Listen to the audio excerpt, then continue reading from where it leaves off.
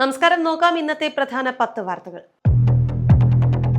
നാടെങ്ങും എമ്പുരാൻ തരംഗം. ഏറെ നാളത്തെ കാത്തിരിപ്പിനൊടുവിൽ മോഹൻലാൽ പൃഥ്വിരാജ് കൂട്ടുകെട്ടിലൊരുങ്ങിയ എമ്പുരാൻ തിയേറ്ററുകളിലേക്ക് എത്തി. വൻ പ്രേക്ഷക പിന്തുണയാണ് ചിത്രത്തിന് ലഭിക്കുന്നത്.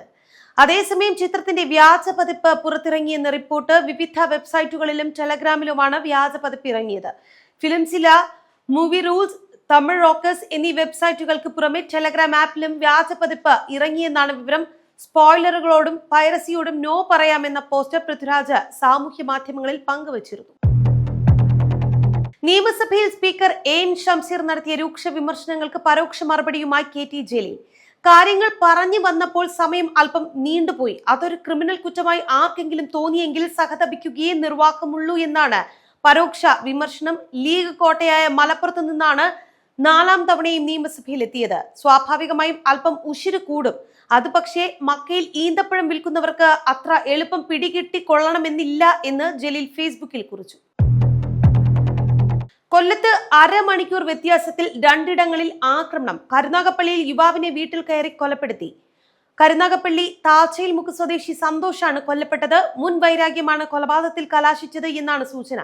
അതേസമയം ഓച്ചിറ വവ്വാക്കാവിൽ അനീർ എന്ന യുവാവിനെയും വെട്ടിക്കൊലപ്പെടുത്താൻ ശ്രമിച്ചു.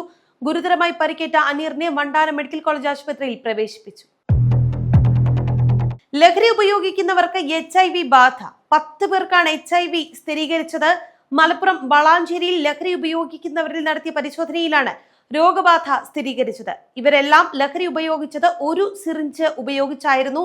കൂടുതൽ പേർക്ക് രോഗബാധ ഉണ്ടാകാമെന്നാണ് സംശയിക്കുന്നത്. ഒരാൾക്ക് HIV സ്ഥിരീകരിച്ചപ്പോൾ കേരള എയ്ഡ്സ് കൺട്രോൾ സൊസൈറ്റി നടത്തിയ പരിശോധനയിലാണ് വ്യാപനം കണ്ടെത്തിയത്. ഇയാളെ കേന്ദ്രീകരിച്ച് നടത്തിയ പരിശോധനയിലൂടെയാണ് ലഹരി സംഘത്തിലേക്ക് അന്വേഷണം എത്തിയത്.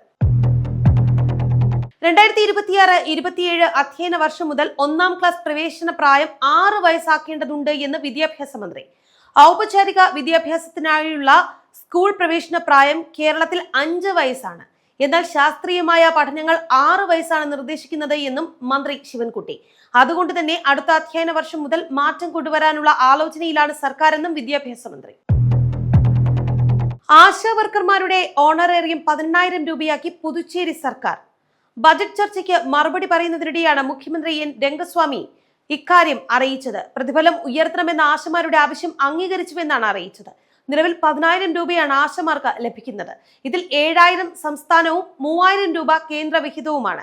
ഇൻസെന്റീവിന് പുറമെയാണിത്. സംസ്ഥാനത്ത് 328 ആശാ പ്രവർത്തകരാണുള്ളത്. കേന്ദ്രാനുമതി ലഭിച്ചാൽ 305 പേരെ കൂടി നിയമിക്കുമെന്ന് മുഖ്യമന്ത്രി പറഞ്ഞിരുന്നു. കേരളത്തിലെ സമരത്തിന്റെ എഫക്ട് എന്ന് സെക്രട്ടേറിയറ്റിന് മുന്നിൽ സമരം ചെയ്യുന്ന ആശാ പ്രവർത്തകർ. 10ാം ക്ലാസ് പരീക്ഷയ്ക്ക് മദ്യവുമായി എത്തിയ 4 വിദ്യാർത്ഥികൾക്ക് കൗൺസിലിംഗ് നൽകാൻ ആറന്മുള പോലീസ്. പത്തനംതിട്ട കോഴഞ്ചേരി നഗരത്തിലെ സ്കൂളിലാണ് ഇന്നലെ വിദ്യാർത്ഥികൾ മദ്യവുമായി എത്തിയത്. പരീക്ഷ കഴിഞ്ഞ് ആഘോഷിക്കാനാണ് മദ്യം കൊണ്ടുവന്നത് എന്ന് വിദ്യാർത്ഥികൾ പറയുന്നു. ഒരാളുടെ ബാഗിൽ നിന്ന് അമ്മൂമ്മയുടെ മോതിരം മോഷ്ടിച്ച് വിറ്റ 10,000 രൂപയും കണ്ടെത്തിയിട്ടുണ്ട്. വിദ്യാർത്ഥികൾക്ക് മദ്യം ആര് വാങ്ങി നൽകി എന്നതിലടക്കം വിശദമായ പരിശോധന. Russian president Vladimir Putin India സന്ദർശിക്കും. പ്രധാനമന്ത്രി നരേന്ദ്രമോദിയുടെ ക്ഷണം സ്വീകരിച്ചാണ് പുടിൻ ഇന്ത്യയിലേക്ക് എത്തുക. ഇന്ത്യ സന്ദർശനത്തെക്കുറിച്ച് റഷ്യൻ വിദേശകാര്യമന്ത്രി സെർജി ലാവ്റോവാണ് അറിയിച്ചത്. എന്നാൽ സന്ദർശന തീയതി സംബന്ധിച്ച് വ്യക്തത ഇല്ല. കഴിഞ്ഞ വർഷം പ്രധാനമന്ത്രി നരേന്ദ്രമോദി റഷ്യയിലെത്തി പുടിനെ കണ്ടിരുന്നു. മോദി 3ാം തവണ അധികാരത്തിലെത്തിയതിനു ശേഷം നടത്തിയ ആദ്യത്തെ നയതന്ത്ര യാത്ര റഷ്യയിലേക്കായിരുന്നു.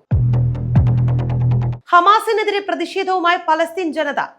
ഗാസയിൽ തുടരുന്ന സംഘർഷങ്ങൾ കാരണം ഹമാസിന്റെ പിടിപ്പുകേടാണ് എന്നാണ് വിമർശനം. ആദ്യഘട്ട വെടിനിർത്തൽ കരാർ അവസാനിച്ചതിനു ശേഷം ഇസ്രയേലുമായി ഹമാസ് ധാരണയിൽ എത്താതിരുന്നതിനാൽ വീണ്ടും യുദ്ധം തുടങ്ങിയിരുന്നു. ബന്ദികളെ പൂർണ്ണമായും വിട്ടു നൽകണമെന്ന ഇസ്രായേലിന്റെ ആവശ്യം ഹമാസ് നിരാകരിച്ചതോടുകൂടിയായിരുന്നു 2ാം ഘട്ട വെടിനിർത്തൽ കരാർ അനിശ്ചിതാവസ്ഥയിലായത്.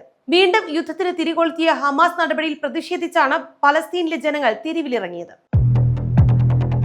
IPL-ൽ തുടർച്ചയായി 2ാം തോൽവി ഏറ്റുവാങ്ങിയ രാജസ്ഥാൻ റോയൽസിന്റെ തന്ത്രങ്ങൾക്കെതിരെ അതിരൂക്ഷമായ വിമർശനങ്ങൾ ഉയർത്തി മുൻ ന്യൂസിലൻഡ് താരവും കമന്റേറ്ററുമായ സൈമൺ ഡൂ. മധ്യ ഓവറുകളിൽ ബാറ്റിംഗിന്റെ അടുത്തെത്തിയപ്പോൾ വെസ്റ്റ് ഇൻഡീസ് ബാറ്റ്സ്മാൻ ഷിംറോൺ ഹെറ്റ്മേയറെ 8ാം സ്ഥാനത്ത് ബാറ്റിംഗിന് അയച്ച ദ്രാവിഡിന്റെ തീരുമാനത്തെ സൈമൺ ഡൂ അതിരൂക്ഷമായി വിമർശിക്കുകയായിരുന്നു.